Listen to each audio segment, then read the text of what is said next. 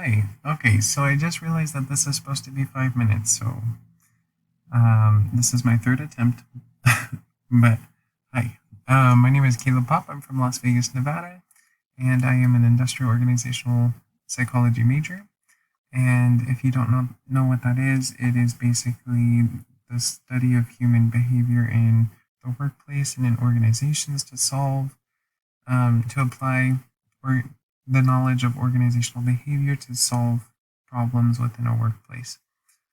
And if you want, you can pause and you can read this. This is a little information on what is industrial organizational psychology because really there aren't many people who know what that is.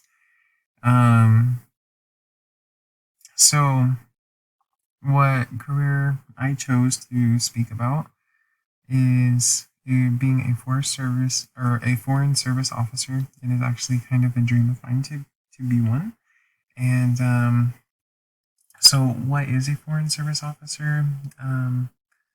They are somebody who works in an embassy overseas, and there are certain sectors within the foreign service field, I guess you could say, career path. Um, and the sector that I chose is being a management officer.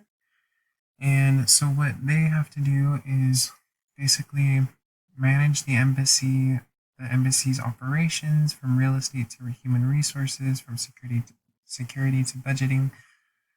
And so they work as you get into this career, you kind of start from the bottom and you work your way up. So you start as a management officer, then you can get to an ambassador level. Um, so down here are a few points on what you do as a management foreign service officer.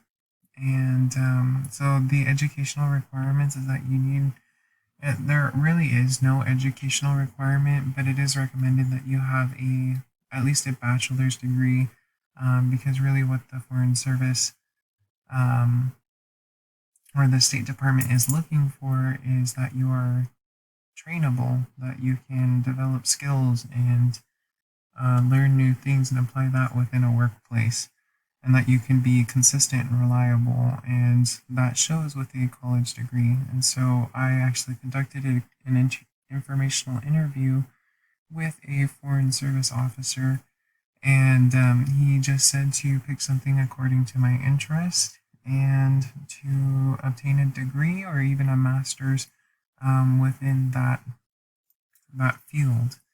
And so I chose psychology. And so if you're interested, you can pause the video. I put all of this information together, thinking that I had to make like a 15-minute video. But here's the pay scale for Las Vegas. That's where I'm from. And then here are the various steps for the career track to become a foreign service officer. This is my 4-year plan, you can say, to obtain my bachelor's degree in industrial organizational psychology with a minor in business analytics. Because up here, if you paused and read, to be a strong candidate, you have to have negotiation skills, leadership skills, sound judgment, and sharp analytical abilities. And so that is why I've chosen the industrial organizational side of psychology, because that more so has to deal with business.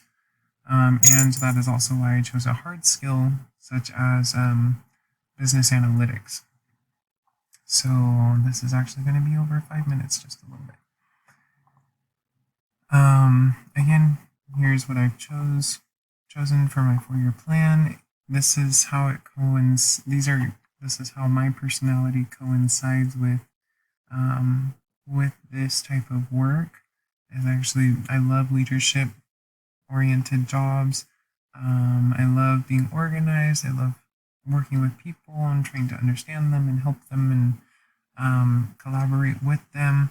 I am very artistic, so I tend to think outside the box. I'm actually a person who solves mazes backwards. So, why did I choose to be a foreign service officer, or why did I choose industrial organizational psychology? That is because since I was young, I've always had an interest in social media marketing, in small businesses, in business consulting, in really you name it. If it has to do with business, I've always been interested, and I'll tell you why in a minute. But I've also been interested in psychology since I was little because I grew up in a very toxic home, you can say, and